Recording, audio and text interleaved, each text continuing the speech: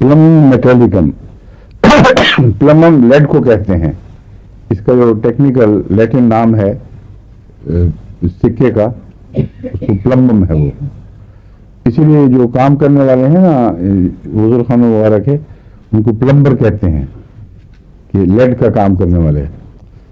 ویسے لوہے کا بھی ہوتا ہے بیچ میں, لیکن پہلے زمانوں میں لیڈ ضرور کام آتا تھا موڑنے توڑنے کے لیے. ابھی بھی میرا خیال استعمال کرتے ہوں گے لیڈ, اس میں کم ہو گیا. دوسری میڈیسن نکلائی ہیں جس کا پلمبم کا ایک علامت جو میں نے بتائی ہے, اس کو زہروں میں سے جتنے بھی میٹالک زہر ہیں ان میں پلمبم ایسا زہر ہے جس کو زیادہ کھائے بغیر بھی یہ اپنا اثر دکھا دیتا ہے. اور پینٹ میں بعض دفعہ جو خشک ہو چکا ہو, اس کے مطلب میں جو سینسٹیو ہے پلمبم کو جائے گا, اس کی سانس میں اندازہ لگائیں کتنا آیا ہوگا وہ پلمبم. وہاں سے اڑ کے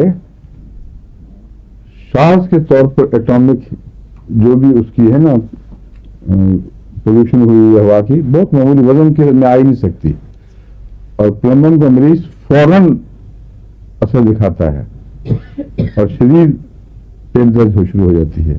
اور بھی کئی اثرات اس کے ظاہر ہو سکتے ہیں. پینٹ ہوا وہ گھر میں تازہ تو خارش ہو جاتی ہے جسم یہ ابھی پلمبم پڑتی ہیں جہاں خارش کا ذکر آئے گا تو میں بتاؤں گا. لیکن وہ جو سینسٹیوٹی ہے وہ آرسنک سے بھی ٹھیک ہو سکتی ہے.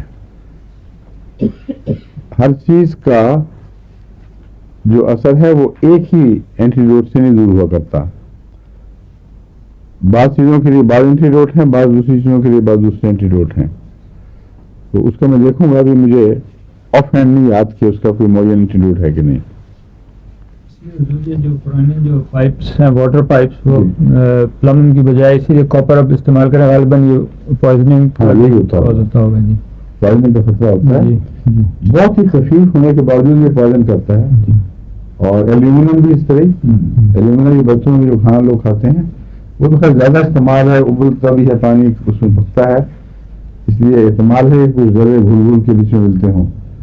لیکن جو پینٹ ہوا ہے اس کے خشک ہونے کے بعد ایک آدمی جاتا ہے اور اچانک بیماری بھڑک اٹھتی ہے. یہ بتا رہا ہے کہ بہت ہی خفیف چیز ہے جو جسم میں داخل ہوئی, اور جسم اتنا حساس ہے کہ وہ پہچانتا ہے کہ کیا چیز ہے, اس کے خلاف رد عمل دکھاتا ہے.